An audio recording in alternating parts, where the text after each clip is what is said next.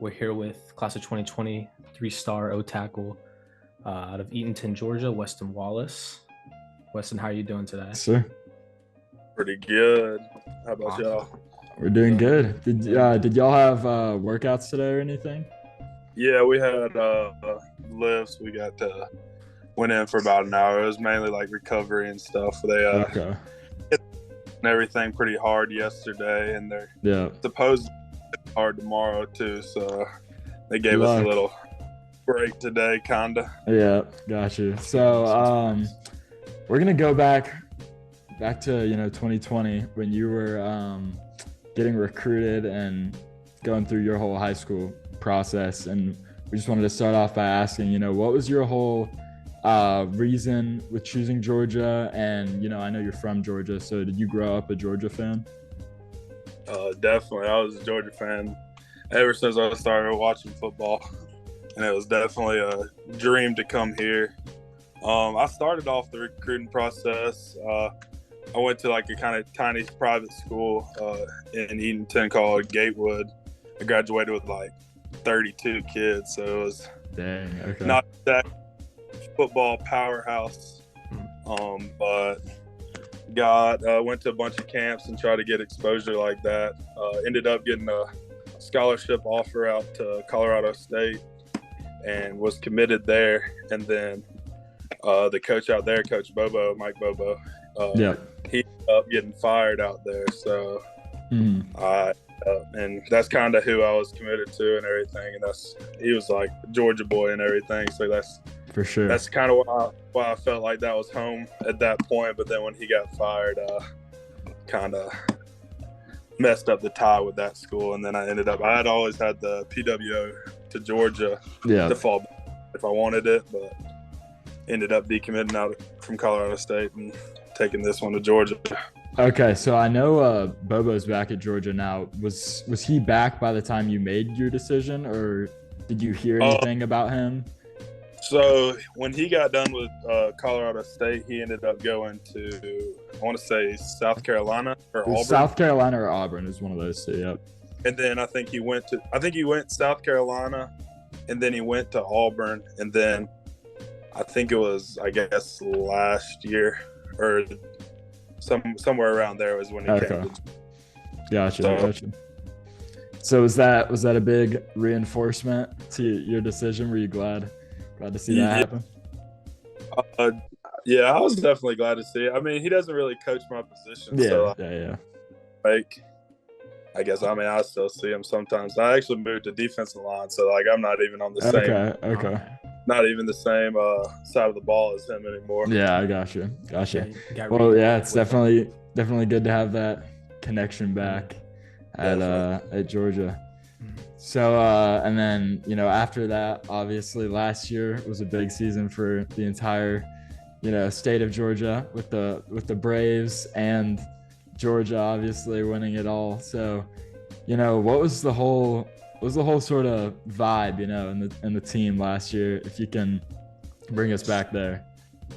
Well, it really started with, so my freshman year was when we beat Cincinnati in the Peach Bowl. Mm-hmm. And that team, like, it was a good team. It was just, I mean, even with COVID, like, COVID kind of screwed it up, but, like, it was just no connection. It wasn't really a brotherhood. It was more of a just bunch of random guys kind of playing football together in a way. Yeah. And then after we beat Cincinnati, I don't know where the coaches got it from, but we started talking about 4 DNA traits. Connection, resiliency, composure, and toughness, and like we started basically preaching that, and like we had these things called skull sessions where we basically like talked about our whys and everything, like why we play football, why we go as hard as we do, and that kind of, I feel like that's really the whole reason we've started becoming successful is we just, everybody's bought in, and it's just like it's been like that in all the off-season workouts. Everybody's constantly pushing each other, and we've just really got the ball going. Yeah, that's awesome. You can tell it's paid off. Yeah, for sure. I did mean to ask that. I heard you mention a little bit, but how did COVID really affect, because you were a freshman that whole season? I know you said it was sort of a little, I don't know how to word it, but it was a little, well, I guess y'all were sort of spread out, so you didn't really get to bond as much. But how did that all impact your whole freshman year? Yeah, so I mean, we came in, I guess the early enrollees. I didn't early enrollee, but all the early enrollees came in for like, I think, a couple weeks, and then everybody got sent home basically. Yeah. And they were sending us like online work stuff, and I mean, we got here I think June 1st, my freshman year, and we would show up to the facility. We'd get our temperature checked. I guess you only really saw like, I think the groups were like 25 people. Like that was the max you could have in the weight room or something like that. So I basically only saw 25 people out of the entire team for the first like 2 months probably. And Dang, yeah. it's just like, I mean, it's hard to bond with like your teammates when you only see them for an hour and you only see 25 of them. So yeah, no, I believe it. That's wild. That's definitely wild.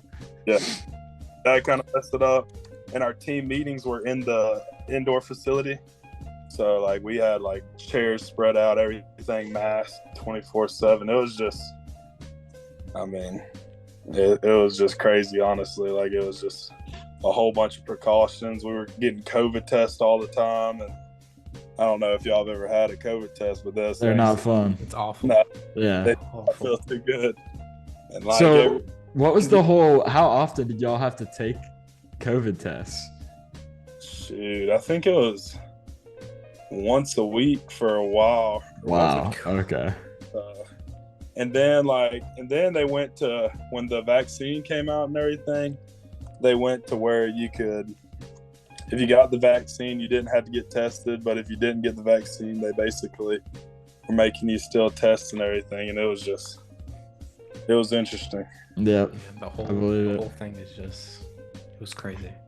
Yeah, it was a crazy time, that's for sure. Yeah, so I feel like it bounced back after that. I feel like that Cincinnati game, after that, I don't know how it was for y'all in, the spring and everything, but it felt like it sort of bounced back to being normal for the start of the 21 season, if I remember correctly, right? Yeah, so, I mean, I think it was... Yeah, for the most part, everything was like basically normal. I think we still had like a little bit in that summer where you had to quarantine if you got tested, but we weren't getting tested unless you got symptoms, which is kind of the biggest thing, is because we were having guys you had 0 symptoms and then you'd get hit with a COVID test.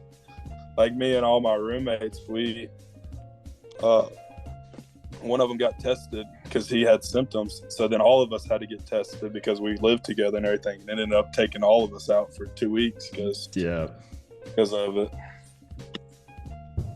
But yeah. So like it was.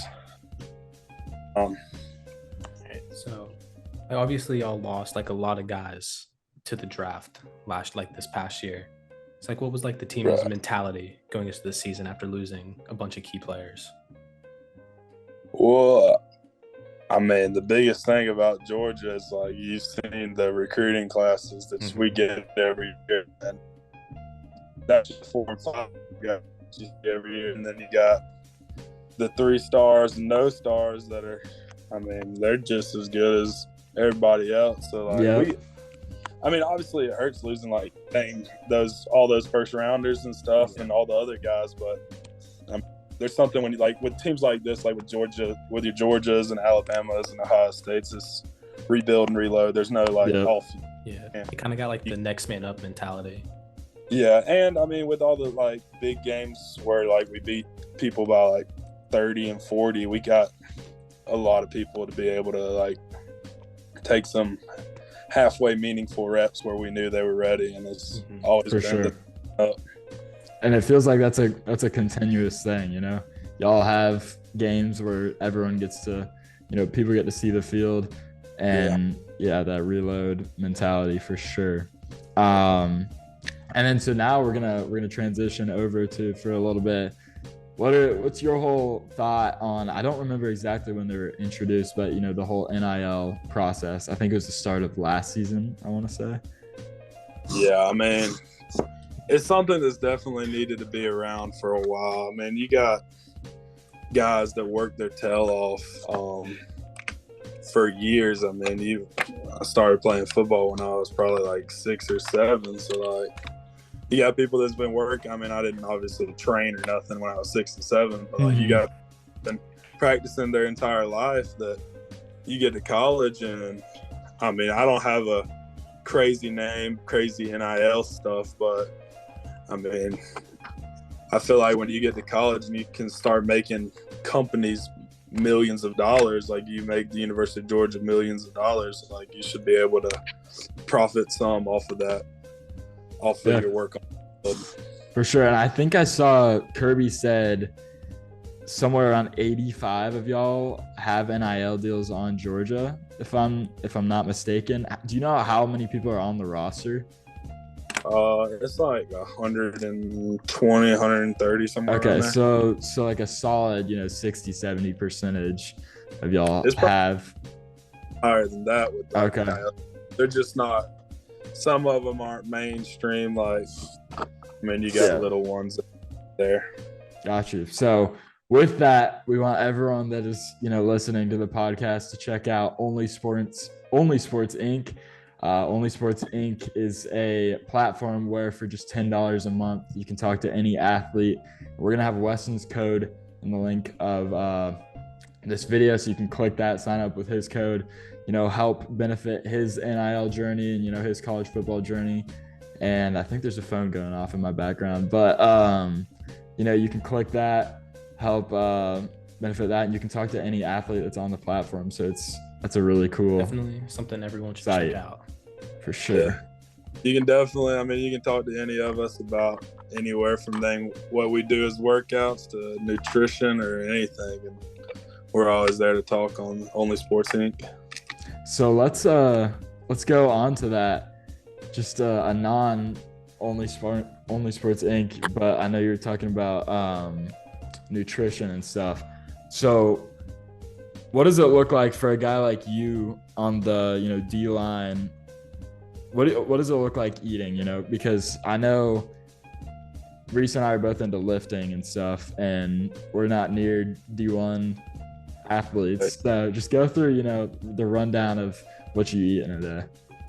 So we got Bones, which is like our kind of football only dining call where you can basically go in there and get some food whenever you want. There's snacks 24/7. They keep you fed at Georgia, that's for sure. That's why everybody's sitting. Usually in the morning, we on Tuesday, Thursdays, we get they make some breakfast wraps and stuff.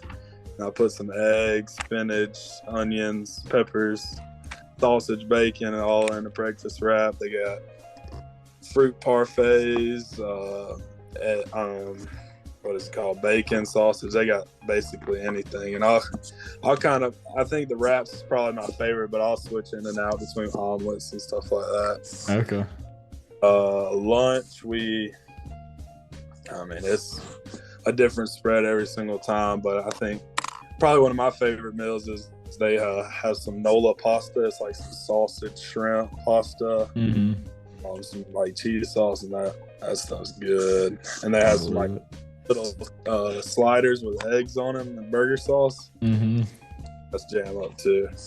And then for dinner, usually this is all in Bones. And then for dinner, sometimes we have Red Card, which is like, that's actually where I just came back from. It's like they put some money on this thing called Red Card, and we can go to certain restaurants and basically like you get $18, and like if your meal's over $18, you have to pay the extra. But I mean, that's pretty sweet.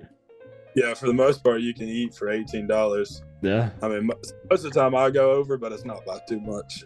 Yeah, no, that's sweet. I don't think I've heard of the Red Card thing. So is that, you said it's called Bones, right? Yeah. Is that near y'all's dorms and stuff? Oh, no, it's in the facility. Okay, so that's what I thought, yeah. Yeah, it's all with all the meetings and like it's right next to all that stuff. The meeting rooms and the weight room and upstairs from the locker room. Okay. Nice. What's next?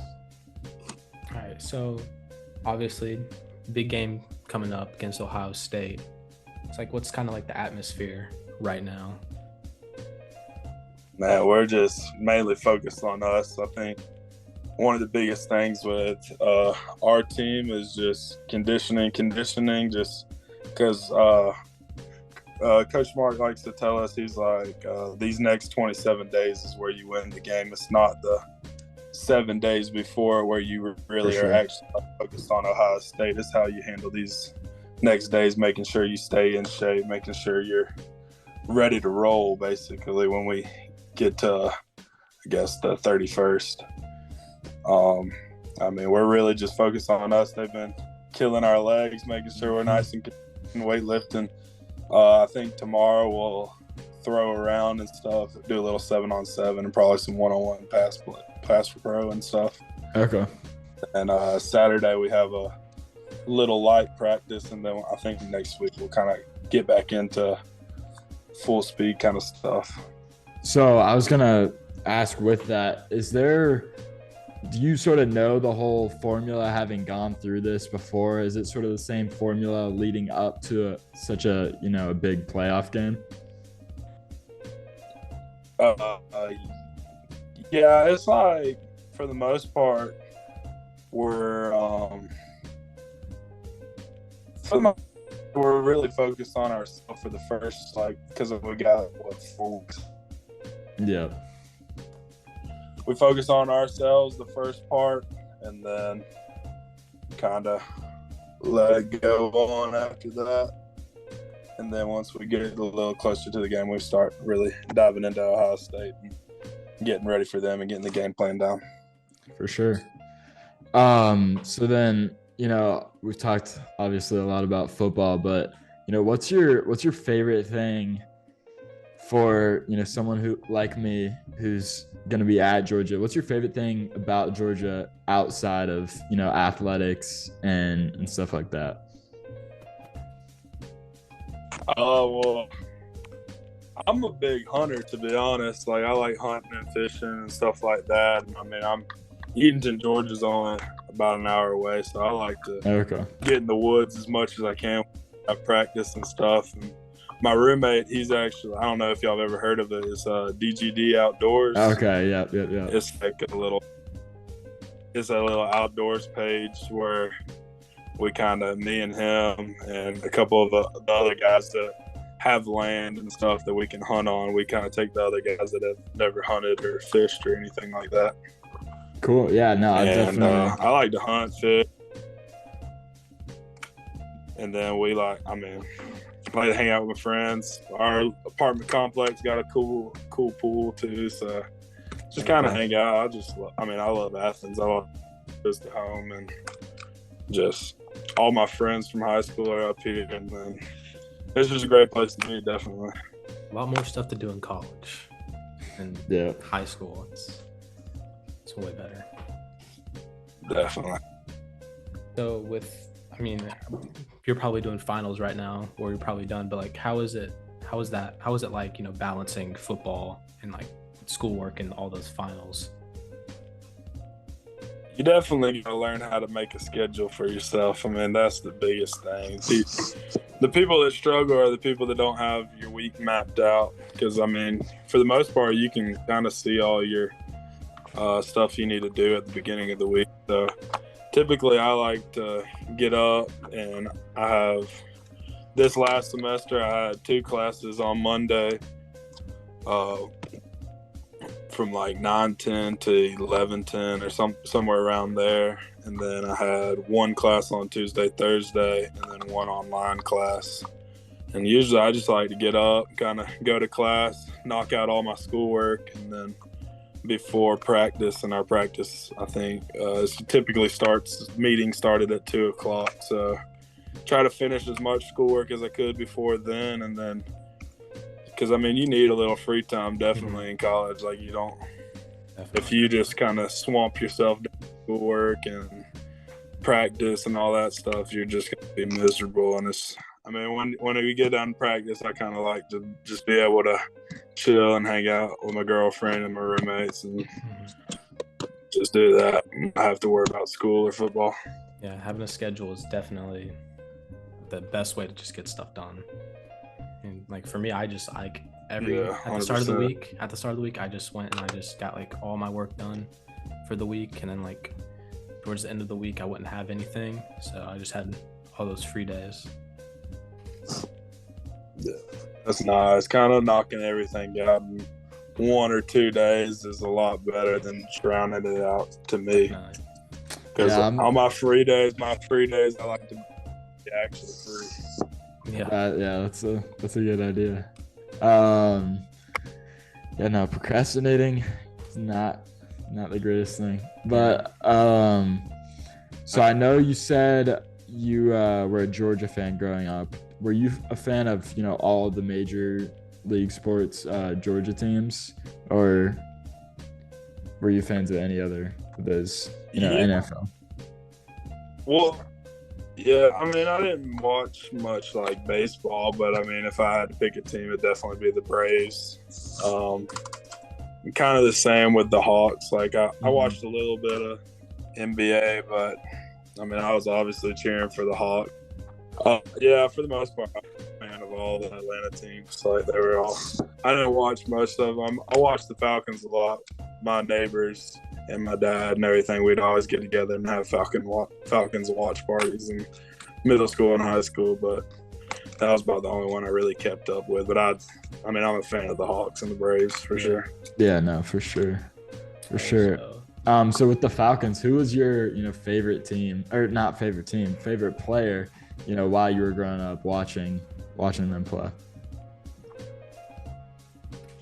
Probably Matty Ice or Tony Gonzalez when he was there.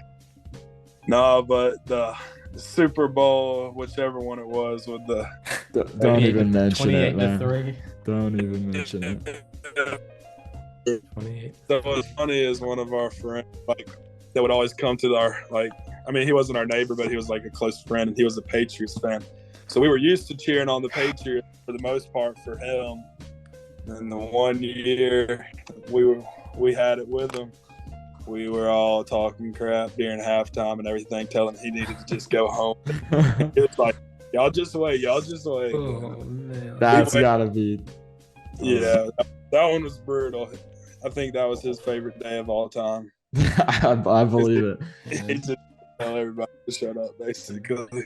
Yeah, no, I think when I was watching that game, I think I fell asleep like midway through, the third quarter when we were up 28-3, and then I woke up and we'd like lost, and I was like, oh my gosh, I turned it off. That's got to be like, man, I don't know if anything will get more depressing than that. Yeah, I don't know how. That one was brutal. Brutal loss. It was. So we're doing a nice question of the day. We got LeBron or MJ. I know you said you didn't watch much NBA growing up, but everybody's got their choice on that debate. So who are you going with there? Oh man, I definitely had to say LeBron. Man, the competition LeBron has to play.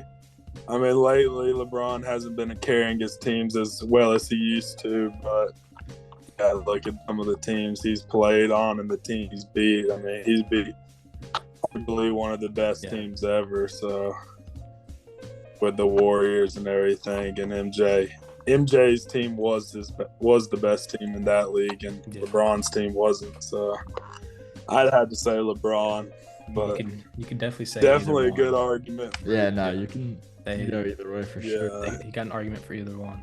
I mean, it's like with all things sports and everything, you got to look at the decades and everything, and it's just impossible to compare them. Because, I mean, if back in the day they were shooting as many three-pointers as they are now, like, you'd have different all-time greats and stuff. It's just – yeah, it's for like, sure. Game it's changes. Yeah, definitely. All right. All right, Weston. We appreciate you hopping on. Make sure everyone that is listening or watching, click that link, sign up with Weston's link to Only Sports.